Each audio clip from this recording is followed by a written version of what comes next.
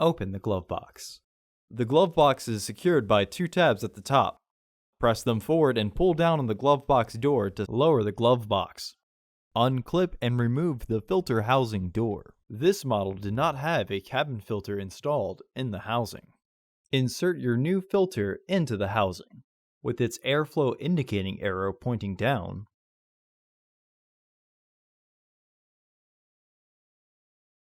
Reinstall the filter housing door.